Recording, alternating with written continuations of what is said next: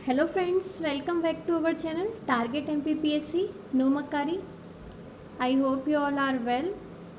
आप सभी अच्छे से होंगे, अच्छे से प्रिपरेशन कर रहे होंगे।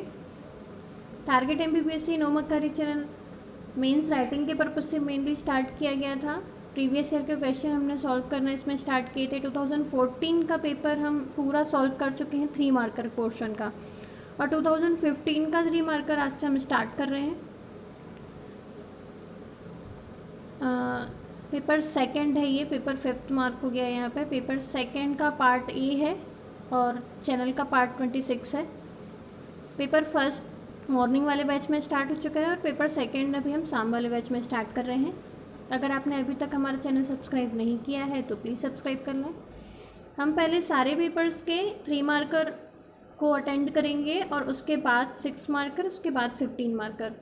साथ में ही हमारा करंट अफेयर्स का सेशन भी चल रहा है जो संडे टू संडे रहता है, जो क्विज सेशन है जिसका एक्सप्लेनेशन भी मैं देती हूँ। क्विज सेशन रहता है, उसमें अभी हमने 15 दिन के क्वेश्चंस रखे थे। जनवरी से स्टार्ट किया है, जनवरी मंथ से सबसे पहले लिया था हमने, और धीरे धीरे करके उसको अपन पूरे साल का कवर करेंगे। अगर ये चैनल आपको अच्छा लग रहा है तो प्लीज़ सब्सक्राइब कर लें, अपने फ्रेंड्स में भी शेयर कर दें। तो चलिए शुरू करते हैं आज के पहले क्वेश्चन से। पहला क्वेश्चन है, भारत की संविधान सभा के लिए निर्वाचन कब हुए और उसकी प्रथम बैठक किस तिथि को हुई, और भारतीय संविधान सभा के लिए स्थायी अध्यक्ष कौन थे। 3 सवाल इसमें पूछे गए हैं। तो हम सभी जानते हैं कि नवंबर 1946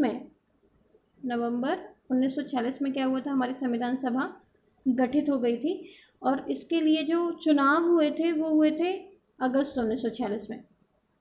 चुनाव हुए थे अगस्त 1946 में और संविधान सभा के गठित हो गई थी नवंबर 1946 में। कैबिनेट मिशन योजना द्वारा सुझाए गए प्रस्तावों के तहत इसका गठन हुआ था, कैबिनेट मिशन के तहत।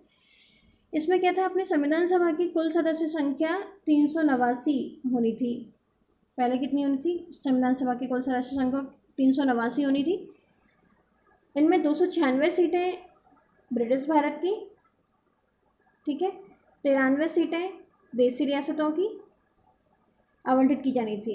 ब्रिटिश भारत को आवंटित की जाने जो 296 सीटों में से 292 का चयन 11 गवर्नरों के प्रांतों और 4 का चयन मुख्य आयुक्तों के प्रांतों से किया जाना था। हर प्रांत एवं देशी रियासतों को उनकी जनसंख्या के अनुपात में वैसे माना जाए तो 10 लाख पर 1 का चयन किया गया था। और संविधान सभा आंशिक रूप से चुनी हुई और आंशिक रूप से नामांकित थी, पूर्णतः चुनी हुई और पूर्णतः नामांकित नहीं थी। अगस्त 1946 में संविधान सभा के चुनाव में भारतीय राष्ट्रीय कांग्रेस को 208 और मुस्लिम लीग को 73 और छोटे समूह और सदस्यों को 15 सीटें मिली थी। स्वतंत्र सदस्यों को 15 सीटें मिली थी और हालांकि आवंटित 93 सीटें थी जो भर नहीं पाई थी, क्योंकि उन्होंने खुद को संविधान सभा से अलग रख लिया था। किसने, जो छोटे समूह थे उनको 93 सीटें आवंटित की गई थी, लेकिन भरी सिर्फ 15 थी, क्योंकि उन्होंने खुद को क्या कर लिया था, संविधान सभा से अलग रखा था। अब बैठक की बात कर लेते हैं। तो जो संविधान सभा की बैठक है वो पहली बैठक हुई थी अपनी 9 दिसंबर 1946 को। 9 दिसंबर 1946 को पहली बैठक हुई थी। और इसके पहले अस्थायी सदस्य कौन थे, तो पहले अस्थायी सदस्य अपने कौन थे, सच्चिदानंद सिन्हा जी। पहले अस्थायी अध्यक्ष कौन थे अपने, सच्चिदानंद सिन्हा जी, 9 दिसंबर 1946 को। और उसके बाद वरिष्ठ डॉक्टर राजेंद्र प्रसाद जी को स्थायी अध्यक्ष चुना गया था। डॉक्टर राजेंद्र प्रसाद फिर स्थायी अध्यक्ष चुने गए और उसके बाद उपाध्यक्ष भी चुने गए थे। उपाध्यक्ष कौन से चुने गए थे, तो उपाध्यक्ष चुने गए थे HC मुखर्जी और VT कृष्णामाचारी, ये दोनों क्या चुने गए थे, उपाध्यक्ष। 13 दिसंबर 1946 को पंडित नेहरू ने सभा में उद्देश्य प्रस्ताव को भी पेश कर दिया था। कब, 13 दिसंबर 1946 को उद्देश्य प्रस्ताव। और उसमें क्या हुआ था, हमारे संवैधानिक संरचना के ढांचे की झलक मिली थी कि कैसा होगा, हमारे संविधान की संरचना किस प्रकार होगी, ये हमें पता चला था। तो चलिए, भारत की संविधान सभा के लिए निर्वाचन कब हुए। संविधान सभा के लिए चुनाव अगस्त 1946 में हुए। प्रथम बैठक किस तिथि को हुई, संविधान सभा की प्रथम बैठक 9 दिसंबर 1946 को, और इसके अस्थायी अध्यक्ष तब कौन थे? डॉक्टर सच्चिदानंद सिन्हा थे। फिर भारतीय संविधान के लिए स्थायी अध्यक्ष कौन बने? तो भारतीय संविधान सभा के लिए स्थायी अध्यक्ष डॉक्टर राजेंद्र प्रसाद निर्वाचित हुए थे। तो ये था अपना पहला क्वेश्चन। चलते हैं अगले क्वेश्चन पर। अगला क्वेश्चन है हमारा, वर्तमान में भारतीय संविधान के तहत भारतीय नागरिकों को प्रदत्त मौलिक अधिकारों का वर्णन करें। हम सभी जानते हैं कि भाग 3 है ना, और आर्टिकल 12 से लेकर 35 में मौलिक अधिकारों का वर्णन किया गया है। शुरुआत में 7 मौलिक अधिकारों का वर्णन किया गया था, और ये जो भाग 3 है इसको भारत का मैग्ना कार्टा की संज्ञा भी दी गई है। ये अधिकार क्यों दिए गए हैं? देश में व्यवस्था बनाए रखने एवं राज्य के कठोर नियमों के खिलाफ नागरिकों की आज़ादी की सुरक्षा के लिए बनाए गए हैं। मतलब नागरिकों को कुछ अधिकार दिए गए हैं राज्यों के खिलाफ, ऐसा। और मूल रूप से पहले 7 तरह थे। कौन से थे? तो पहला था समता का अधिकार, दूसरा था स्वतंत्रता का अधिकार। पहला समता का अधिकार कहाँ से कहाँ तक था? आर्टिकल 14 से लेकर आर्टिकल 18 तक था। दूसरा था स्वतंत्रता का अधिकार, आर्टिकल 19 से लेकर आर्टिकल 22 तक था। तीसरा अपना कौन सा था? तो तीसरा था अपना शोषण के विरुद्ध अधिकार। शोषण के विरुद्ध अधिकार था आर्टिकल 23, 24। धर्म की स्वतंत्रता का अधिकार था आर्टिकल 25 से 28। संस्कृति एवं शिक्षा का अधिकार आर्टिकल 29, 30। संपत्ति का अधिकार भी पहले था आर्टिकल 31 में, और संवैधानिक उपचारों का अधिकार आर्टिकल 32 में, जो हमें मौलिक अधिकारों से संरक्षण के लिए। आर्टिकल 31 यानी संपत्ति का अधिकार फिर हटा दिया गया था। किसके तहत हटा दिया गया था? तो संविधान संशोधन 44वें संविधान संशोधन के तहत हटाया गया था 1978 में, जो हुआ था अपना 44वां संविधान संशोधन। इसको जोड़ा कहाँ पे गया? तो अपने भाग 12 में 300 का में जोड़ा गया है। इसके तहत कानूनी अधिकार बना दिया गया है, मौलिक अधिकार से हटा दिया गया है। फिर ये जो मौलिक अधिकार होते हैं अपने, वो वाद योग्य होते हैं। इनको चुनौती दी जा सकती है न्यायालय में। और सिर्फ नागरिकों को, कुछ अन्य सभी के लिए क्या है, जैसे अपने यहाँ जो भारतीय नागरिकों के लिए हैं उनके लिए कुछ रिजर्व हैं, और बाकी की जो है वो विदेशियों के लिए भी हैं और भारतीयों के लिए भी हैं। ऐसे कैसे हैं? जैसे केवल नागरिकों को, अपने यहाँ के नागरिकों को है धर्म, जाति, मूल वंश, जाति, लिंग, जन्म स्थान के आधार पर विवेक का अधिकार, ये जो है आर्टिकल 15 वो है एक है आर्टिकल 16। आर्टिकल 16 में अपने क्या क्या आता है? लोक नियोजन के विषय में जो अफसर की क्षमता है वो अपने यहाँ के नागरिकों को दिया गया है, लोक नियोजन के विषय में अफसर की क्षमता। फिर आर्टिकल 19 है जो विचार अभिव्यक्ति, शांतिपूर्ण सम्मेलन, निर्बाध विचरण, ये सब भी सिर्फ अपने यहाँ को ही दिया गया है। अल्पसंख्यकों को शिक्षा एवं संस्कृति संबंधी अधिकार भी अपने यहाँ के लोगों को ही हैं, भारतीय नागरिकों को, आर्टिकल 29 में। फिर अल्पसंख्यकों को अपने धर्म के प्रसार हेतु शिक्षण संस्थाओं की स्थापना का अधिकार भी दिया गया है आर्टिकल 30 में। तो ये 15, 16, 19 और 29 और 30 जो हैं ये भारतीय नागरिकों को दिए गए अधिकार हैं। बाकी के अधिकार जो हैं वो विदेशियों को भी दिए गए हैं और अपने नागरिकों को भी दिए गए हैं। कैसे? जैसे विधि के समक्ष समता का अधिकार कौन सा है? आर्टिकल 14 में है। अपराधों के लिए दोष सिद्धि के संबंध में आर्टिकल 20। प्राण एवं दैहिक स्वतंत्रता आर्टिकल 21। प्रारंभिक शिक्षा का अधिकार 21 का, और कुछ मामलों में हिरासत एवं नज़रबंदी के संरक्षण का अधिकार है वो आर्टिकल 22, वो भी सबको दिया गया है। ऐसे ही कुछ अन्य अधिकार भी प्रदान किए गए हैं। तो ये अंतर था अपने भारतीय मूल के और विदेशियों के लिए भी जो दिए गए हैं उसमें। अब देखते हैं अपना प्रश्न। वर्तमान में भारतीय संविधान के तहत भारतीय नागरिकों को प्रदत्त मौलिक अधिकारों का वर्णन करें। संविधान के भाग 3 में आर्टिकल 12 से 35 तक मौलिक अधिकारों का वर्णन किया गया है। मूल रूप से 6 मौलिक अधिकार प्रदान किए गए हैं। 7वां क्यों हटा दिया? क्योंकि 7वां हटा दिया गया है, संपत्ति का अधिकार। और भारतीय नागरिकों को आर्टिकल 15, 16, 19, 29, 30 इनके बारे में चाहे तो आप थोड़ा थोड़ा लिख भी सकते हैं। तो ये 3 पॉइंट में अपना आंसर हो जाएगा। जो मौलिक अधिकार हैं वो कुछ स्थितियों में क्या किए जा सकते हैं? निलंबित भी किए जा सकते हैं। जैसे राष्ट्रीय आपातकाल की स्थिति आती है ना, तब निलंबित किए जा सकते हैं। उसमें आर्टिकल 20 और 21 निलंबित नहीं होता है, ऐसा भी है अपने उसमें संविधान में। चलते हैं अपने अगले क्वेश्चन पर। अगला क्वेश्चन है, भारतीय संविधान में ग्रेट ब्रिटेन, संयुक्त राज्य अमेरिका, आयरलैंड से कौन से तत्व सम्मिलित किए गए हैं?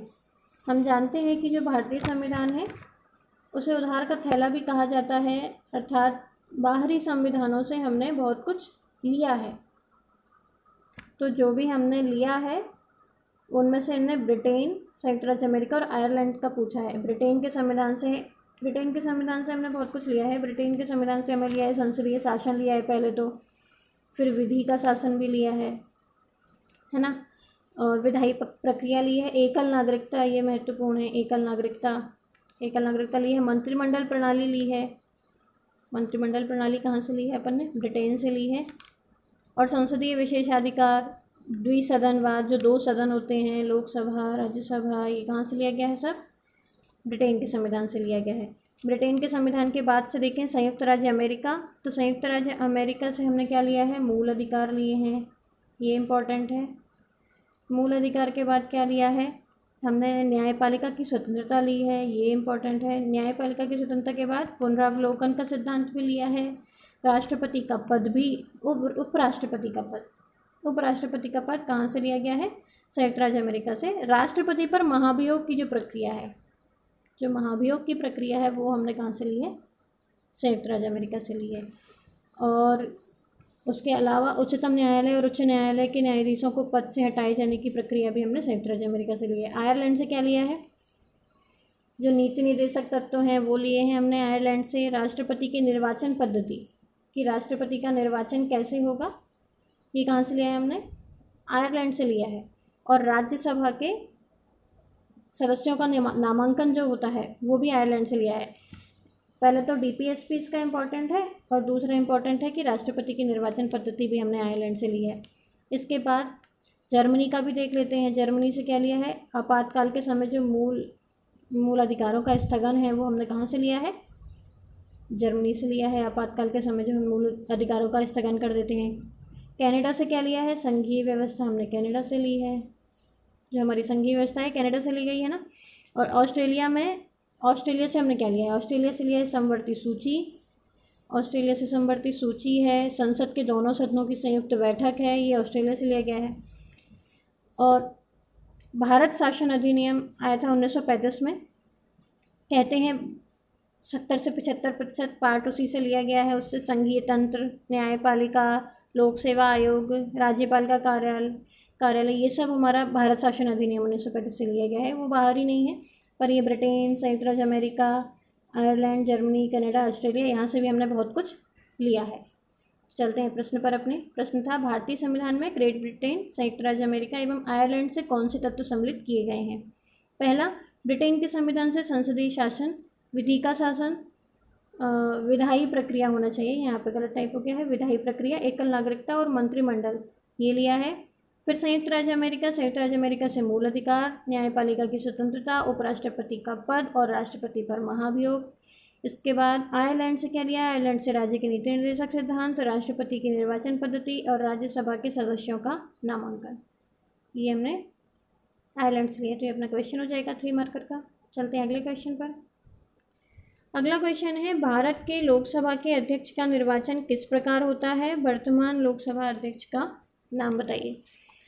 तो जो लोकसभा का गठन है, लोकसभा का गठन अपना किया जाता है किससे? आर्टिकल 81 में दिया गया है लोकसभा का गठन।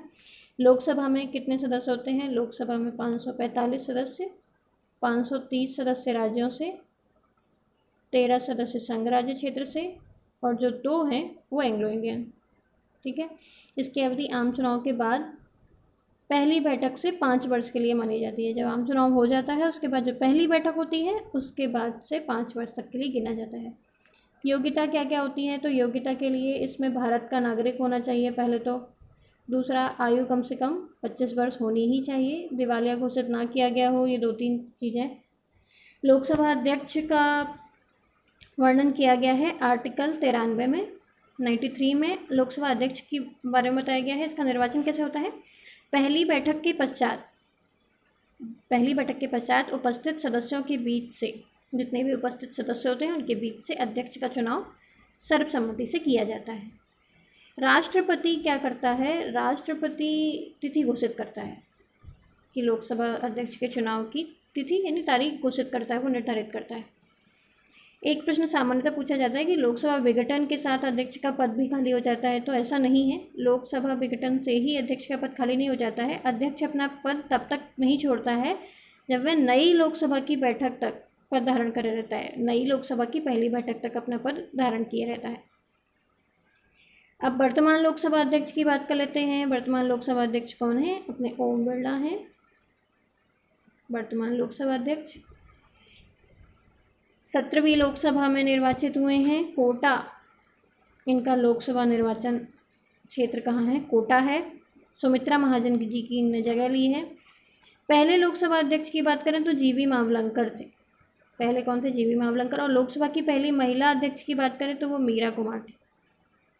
मीरा कुमार का कब चयन किया गया था? मीरा कुमार का किया गया था 15वीं लोकसभा में। 15वीं लोकसभा में आई थी पहली महिला अध्यक्ष।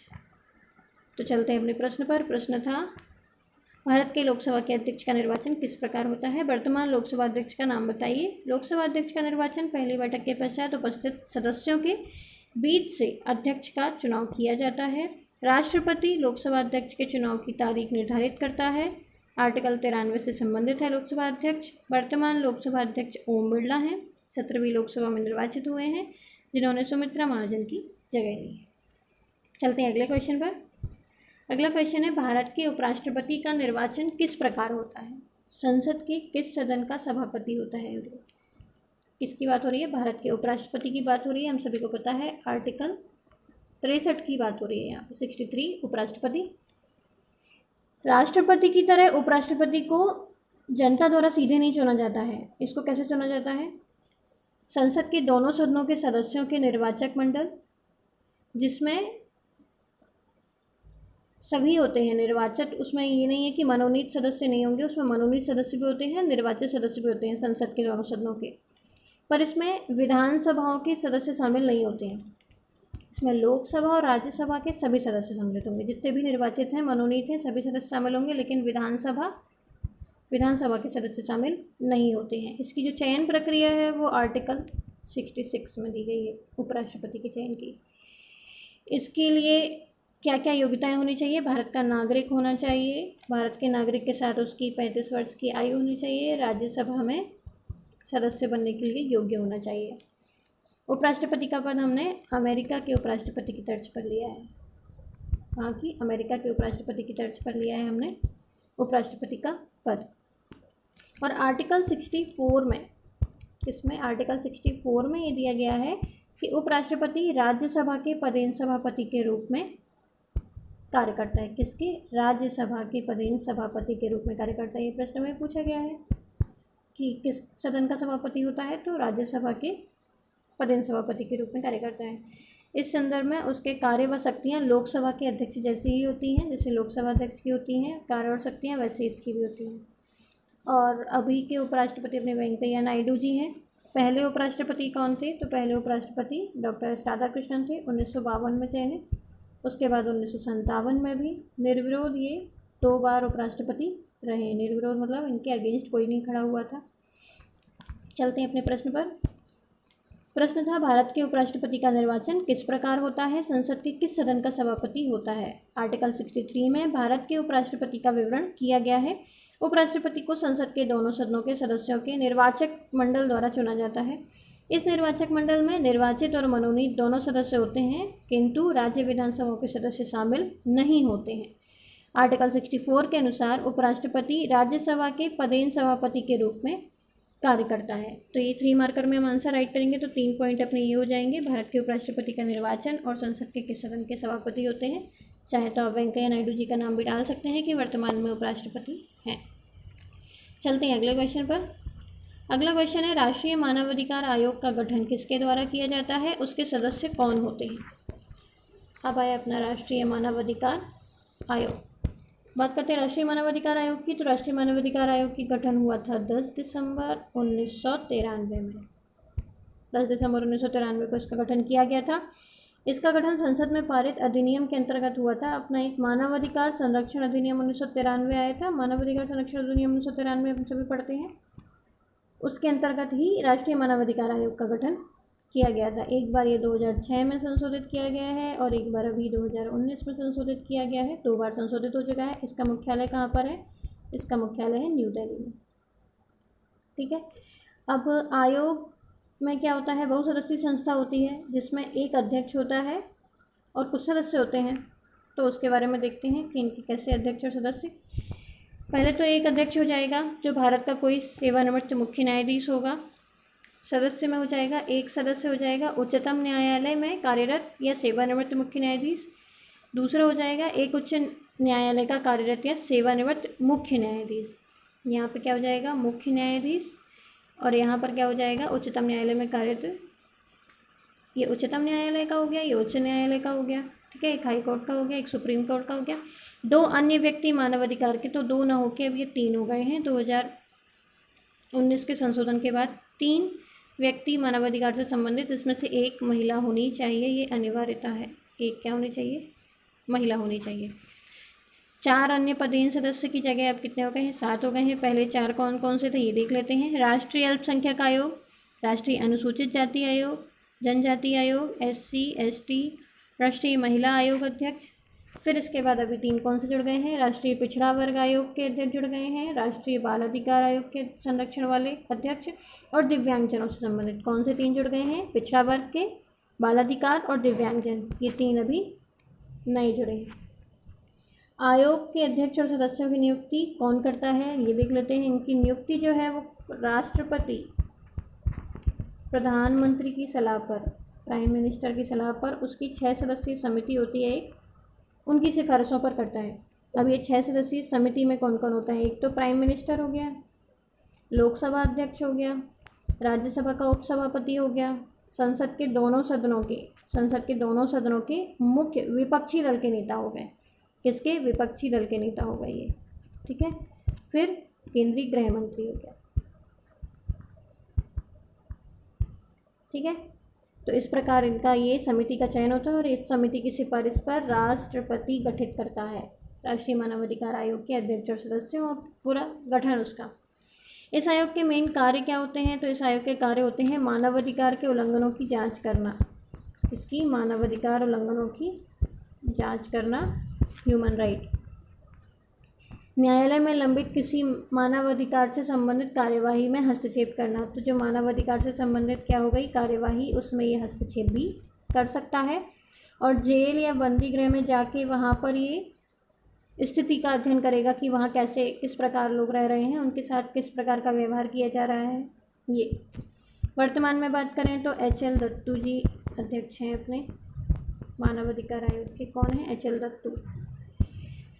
अभी हाल ही में मानवाधिकार संरक्षण में जो अपना संशोधन हुआ है 2019, मैंने उसके बारे में कुछ बताया आपको, अभी सीरीज में बता देती हूँ। भारत के मुख्य न्यायालय के अतिरिक्त किसी ऐसे व्यक्ति को भी आयोग के अध्यक्ष के रूप में नियुक्त किया जा सकता है जो उच्चतम न्यायालय का न्यायाधीश रहा हो। मुख्य न्यायाधीश के अतिरिक्त जो मुख्य न्यायाधीश था उसके अलावा अगर कोई न्यायाधीश भी रहा हो तो उसको भी गठित वहाँ पे किया जा सकता है अध्यक्ष के रूप में। अब राज्य आयोग के सदस्यों की संख्या 2 से बढ़कर 3 कर दी है। मैंने बताया आपको मानवाधिकारों से संबंधित होते हैं जिसमें से एक महिला अवश्य होनी चाहिए। फिर राष्ट्रीय पिछड़ा वर्ग आयोग, राष्ट्रीय बाल अधिकार संरक्षण आयोग और दिव्यांगजनों से संबंधित मुख्य आयुक्त को भी इसमें शामिल कर लिया गया है। तो ये 3 और जुड़ गए। इसके अलावा क्या किया गया है, जो इनकी आयु थी राष्ट्रीय और राज्य मानवाधिकार आयोग के अध्यक्ष और सदस्यों की आयु में क्या किया गया है, आयु इनकी कर दी गई है अब 5 वर्ष से कितनी कर दी गई है, 3 वर्ष कर दी गई है। अब इन्हें पुनर्नियुक्त भी किया जा सकता है, ये पुनर्नियुक्ति के पात्र भी हैं, ये भी संशोधन में किया गया है। चलते हैं अपने क्वेश्चन पर। क्वेश्चन क्या था अपना, राष्ट्रीय मानवाधिकार आयोग का गठन किसके द्वारा किया जाता है, उसके सदस्य कौन होते हैं। राष्ट्रीय मानवाधिकार आयोग 10 दिसंबर 1993 को स्थापित सांविधिक निकाय है जिसका गठन राष्ट्रपति द्वारा प्रधानमंत्री के नेतृत्व में गठित 6 सदस्यीय समिति की सिफारिश पर होता है। क्वेश्चन में था ये अपने। और सदस्य के लिए इसमें एक सदस्य उच्चतम न्यायालय, एक उच्च न्यायालय, 3 मानवाधिकार से संबंधित हो गए जिसमें एक महिला, और 7 पदेन सदस्य हो गए जिसमें कौन कौन से, अल्पसंख्यक, अनुसूचित जाति जनजाति, महिला आयोग, राष्ट्रीय पिछड़ा वर्ग आयोग, बाल अधिकार और दिव्यांगजन से संबंधित, तो 7 ही। इस प्रकार ये अपना क्वेश्चन कंप्लीट होगा। चलते हैं अब अपने अगले क्वेश्चन पर।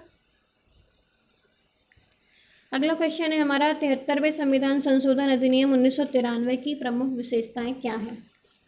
73वें संविधान संशोधन अधिनियम की बात करें तो ये 1993 का संविधान संशोधन है।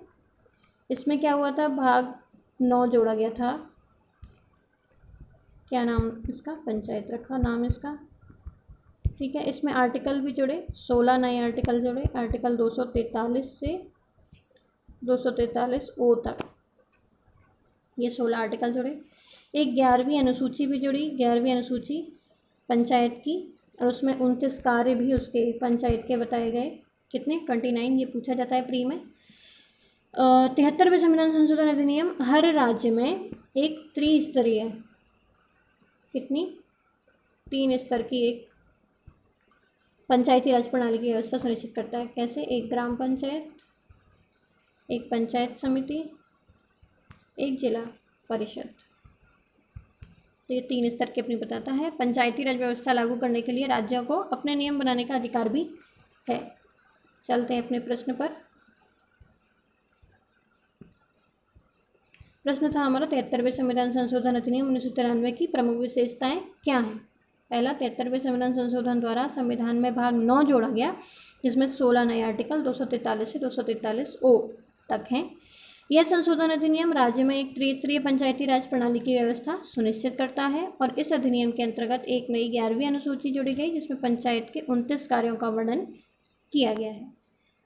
तो ये थे आज के हमारे कुछ क्वेश्चंस जो हमने अच्छे से कंप्लीट किए हैं। मैंने आपको अच्छे से एक्सप्लेन करने की कोशिश भी की है। आई होप आपको अच्छे से समझ में आया होगा। अगर नहीं आया है तो आप कुछ भी कमेंट बॉक्स में पूछ सकते हैं। होमवर्क के क्वेश्चन देख लेते हैं। पहला नीति निर्देशक तत्व है, दूसरा संसद है। 3 मार्कर में आपको आंसर राइट करना है। अगर आपने अभी तक चैनल सब्सक्राइब नहीं किया है तो प्लीज़ सब्सक्राइब कर लें। देखिए यहाँ पे सारे सब्जेक्ट्स को लेकर हम चल रहे हैं, ये एक बहुत बड़ी बात है। आपको किसी भी चैनल में ऐसा नहीं मिलेगा कि सारे सब्जेक्ट सिमिलर चल रहे हों। हम आपको सारा कंटेंट अवेलेबल करवा रहे हैं सिर्फ एक ही वीडियो चैनल में। आपको उसके लिए अलग अलग चैनल ढूंढने की ज़रूरत नहीं है कि हिंदी कौन सर पढ़ा रहे हैं, हिंदी कौन मैम पढ़ा रही हैं। हम सारे पेपर यहाँ पे पूरे कर रहे हैं, इसलिए मैंने कोई भी पेपर स्किप नहीं किया है। सारे पेपर के 3 मार्कर कंप्लीट किए हैं और आगे पूरे 3 मार्कर हम कंप्लीट करेंगे 2018 तक के, और फिर उसके बाद फिर 6 मार्कर और 15 मार्कर भी कंप्लीट करेंगे। इसके अलावा हम बता चुके हैं करंट अफेयर्स चल रहा है और कुछ एडिशन करने का हम सोच रहे हैं, धीरे धीरे कोशिश कर रहे हैं। अगर आपने अच्छा रिस्पांस किया, लाइक्स आए और आप लोगों ने चाहा तो हम ज़रूर आगे कुछ नया एडिशन भी लाएंगे। इसमें कुछ नया ऐड करते जाएंगे जो आपके लिए इम्पोर्टेंट हो पेपर पॉइंट ऑफ व्यू से। तो प्लीज़ लाइक करें, शेयर करें, सब्सक्राइब करें एंड थैंक्स फॉर वॉचिंग।